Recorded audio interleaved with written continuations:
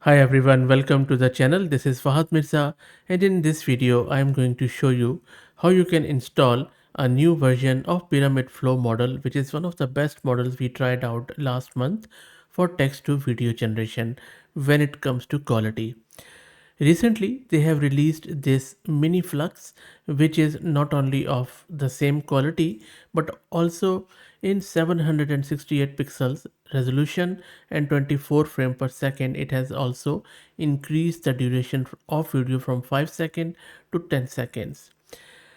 This model, the Pyramid Flow, is a training efficient autoregressive video generation model based on flow matching.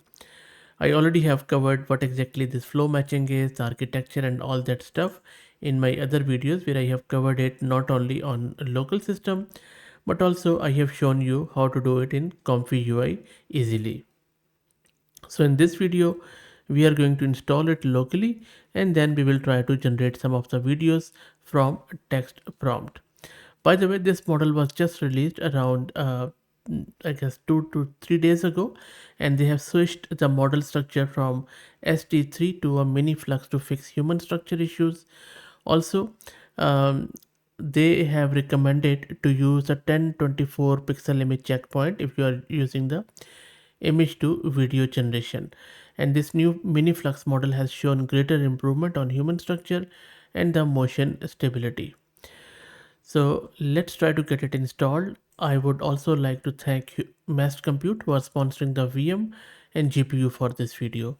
If you're also looking to rent a GPU on very affordable prices, I will drop the link to their website in video's description, and I am also going to give you a coupon code of 50% discount on a range of GPU. So you see that I'm running this Ubuntu and my GPU card is NVIDIA RTX A6000 with 48 GB of VRAM courtesy Mast Compute.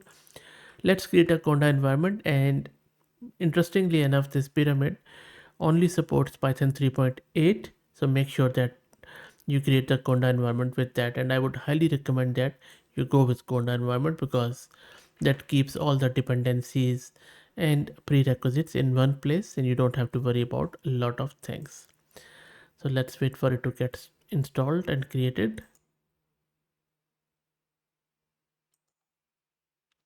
And now let's git clone the repo, and we have now seeded into that repo. Let's install all the requirements from the root of this repo with this simple pip command. This is going to take a few minutes. And it took around 10 minutes to get everything installed, which is quite a bit of a time. Anyway, everything is good now. Now we need to download the model. For that we would need to log into Hugging Face, and you would need the token, and you can just simply go to huggingface.co, and from there you can get the token for free. Read token should be good. And let me now give you the command to log in to Hugging Face, which is simply Hugging Face CLI login. It is asking for a read token, so let me paste it. As I said, you can just log into Hugging Face, and from your profile on the top right you can grab the token, and you can see that login is successful now. Now let me make a directory called as maybe my models, and then I will launch my Python interpreter. I'm just going to download the model with it. It's quick and easy way of doing so. So first let's import this Hugging Face Hub import snapshot download, and then let me specify the local path to the model, which is the directory which I have just created. And now let's use snapshot download method to download the model, and you can see we are downloading this pyramid miniFLUX.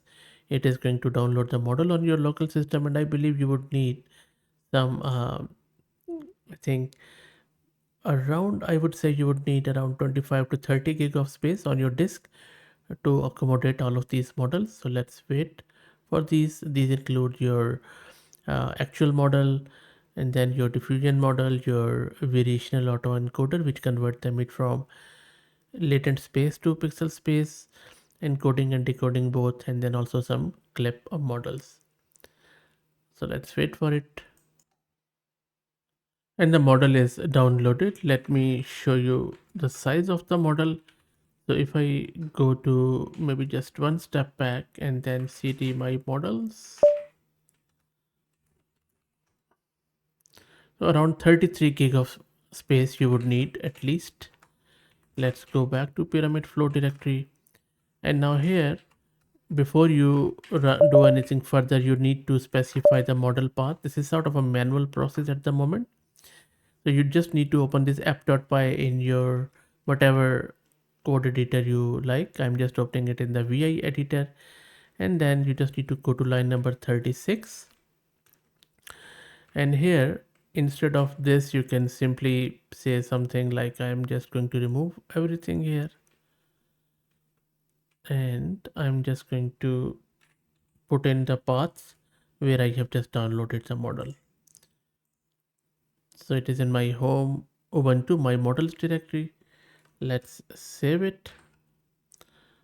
And now let me clear it. And now we can run simply this python app.py. It is going to launch a GUI in our browser.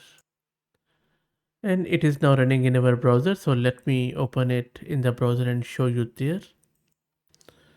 And you can see that now this miniFLUX is running on port 7860 in my browser. Let me adjust the size of the screen so that you can check.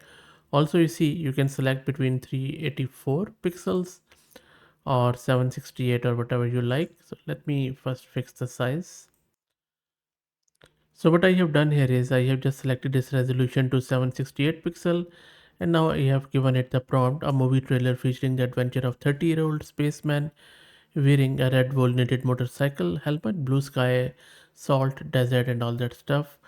And then I have just kept other guidance scale which makes sure that your prompt adheres to what you have written, the model I mean. And then if you go down, you just click on generate video. I already have done it. It is loading. And let me show you the VRAM consumption as the model is loaded. So it is consuming just under 5 gig, which is quite good. Moreover, let me show you how much what is happening behind the scenes. So here you see it has started text to video generation, and there are 16 steps which we have selected also on the GUI. It is also showing you the ETA, which is around just over touch over 5 minutes. So let's wait for it to complete, and then we will see what sort of video it generates. And I have seen that this VRAM consumption is fluctuating. As you can see, now it is over 17 gig of VRAM. I believe that you should need at least 24 gig of VRAM in order to get this working. Anyway, let's wait and see what it generates. And while it is generating this, let me also introduce you to the sponsors of the video, who are AgentQL. AgentQL is a query language for extracting data from web pages quickly, easily, and at scale. You can use Python SDK to run your queries in production using Playwright, and use the browser-based debugger for optimizing queries in real time on any web page. AgentQL is a robust alternative to fragile XPath and DOM CSS selectors, as it uses the power of AI to analyze the page structure to find the data you are looking for. Okay, so let's go back and check what is happening in our GUI. It is just over 30% done. And there you go, it has generated the video. Took around 12 to 13 minutes to get it created. Now let me play it.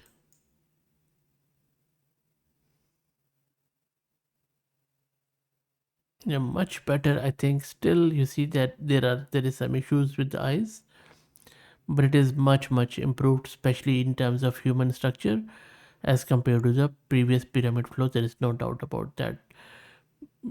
There is no malform in nose or other facial expression. I think still eyes could be improved. It's not as bad, but when it turns, it's not that realistic, as you can see. Now,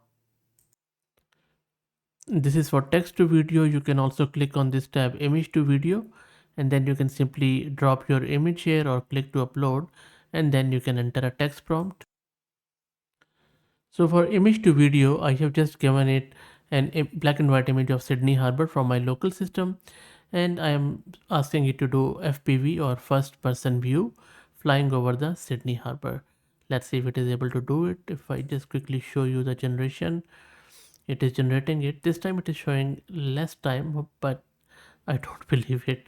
Last time it said that 5 minutes, but it took around 13 to 14 minutes. Anyway, let's see how long does it take. I'll wait and then show you once it's generated. Definitely moving a bit faster this time. And there you go, it has created it. Let me play it for you.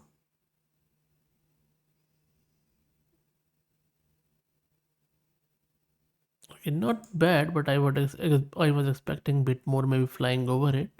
It has tried to do something, but it's not really the harbor.